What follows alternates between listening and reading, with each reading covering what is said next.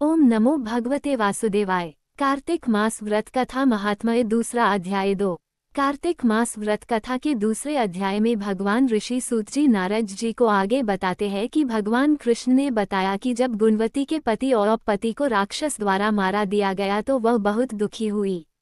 यहाँ विस्तार से पढ़े कार्तिक व्रत कथा का दूसरा अध्याय। श्री कृष्णचंद्र जी ने कहा, हे देवी, गुणवती अपने पिता और स्वामी को राक्षस द्वारा मारे जाने का संवाद सुनकर पिता और पति के क्लेश से दुखित होकर करुण विलाप करने लगी।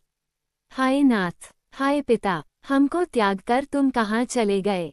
मैं अकेली कन्या हूँ, आप लोगों के बिना असहायिनी मैं अब क्या करूँ? अब मेरे भोजन और वस्त्रादिकों की व्यवस्था कौन करेगा? घर में स्नेहपूर्वक पालन पोषण कौन करेगा? मैं कुछ भी नहीं कर सकती, मुझ विधवा की रक्षा कौन करेगा? मैं मूर्खा कहाँ जाऊं? कौन मेरे दुख को दूर करेगा? कहाँ रहूं? क्या करूं? हाय देव, मुझ पर ऐसा कोप हुआ, अब कैसे जीऊं? मैं बड़ी ही पापिन हूँ। श्री कृष्णचंद्र जी ने कहा कि इस तरह रोती हुई वह मृगी की तरह व्याकुल होकर अपने को भाग्यहीना, असुखी, आशाहीन, जीवनहीन कहती हुई बोली कि अब मैं किसकी शरण में जाऊं जो मेरे दुख को हरे। तत्पश्चात वायु से आहत केले के वृक्ष की तरह वह पृथ्वी पर गिर पड़ी। अधिक देर बाद होश में आई, फिर भी अत्यंत करुण विलाप कर बहुत विकल होकर शोक महासागर में डूब गई। अपने घर की सारी वस्तुएं बेचकर सावधानी के साथ उसने अपने पिता और पति की यथाशक्ति श्राद्धादिक क्रिया की। उसके पश्चात उसी पुरी में निवास करती हुई वो विष्णु भगवान की भक्ति में तत्पर होकर शुद्ध तथा शांत स्वभाव से अपनी इंद्रियों को अपने वश में करके वहीं रहने लगी। उसने जन्म से लेकर मरण तक एकादशी का व्रत तथा कार्तिक मास का विधिवत सेवन किया। हे प्रिय, ये दोनों एकादशी और कार्तिक व्रत हमें बड़े ही प्रिय हैं। भुक्ति, मुक्ति, पुत्र तथा संपत्ति को देने वाले परम पवित्र हैं। जो मनुष्य तुला की संक्रांति रहते हुए कार्तिक मास में प्रातःकाल में स्नान करते हैं, वे चाहे पापी ही हों तो भी वे पापों से मुक्त हो जाते हैं। जो मनुष्य कार्तिक स्नान, जागरण, दीपदान तथा तुलसी के वृक्ष की रक्षा करते हैं, वे साक्षात विष्णु भगवान के तुल्य हैं। जो भक्त कार्तिक मास में विष्णु भगवान के मंदिर की स्वच्छता तथा विष्णु भगवान का स्वस्तिव चिन्ह करते हैं, वे प्राणी तो जीवन मुक्त हैं। इस प्रकार जो जन कार्तिक मास में 3 दिन तक श्री विष्णु के मंदिर की स्वच्छता अथवा उनका पूजन करते हैं, देवतागण भी उनकी वंदना करते हैं। जिन्होंने जन्म भर इस नियम का पालन किया है, उनका तो कहना ही क्या है। इसी प्रकार वो गुणवती विधवा दक्षित होकर प्रतिवर्ष कार्तिक का व्रत और विष्णु भगवान की पूजा भक्तिपूर्वक करती रही। हे प्रिय, एक बार वह रोग के कारण दुबली हो गई थी तथा ज्वर से पीड़ित होने पर धीरे धीरे किसी प्रकार गंगा स्नान करने को गई।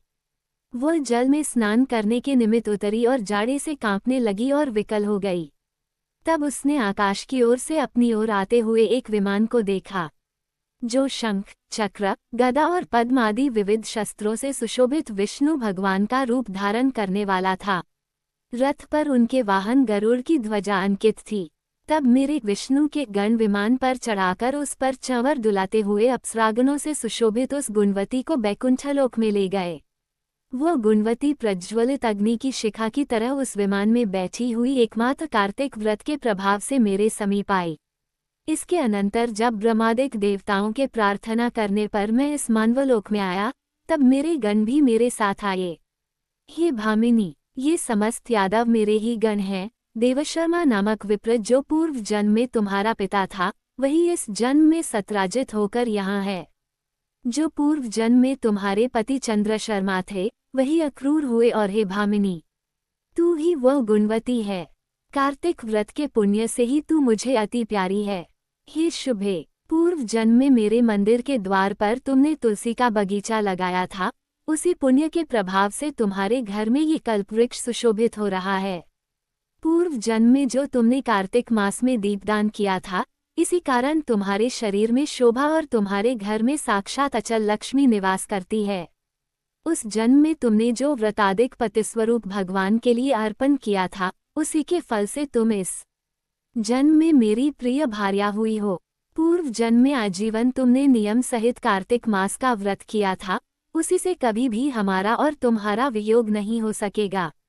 इसी प्रकार जो प्राणी कार्तिक का व्रत करेंगे वे सब भी मेरे ही समीप रहेंगे और तुम्हारे ही समान प्रिय होंगे।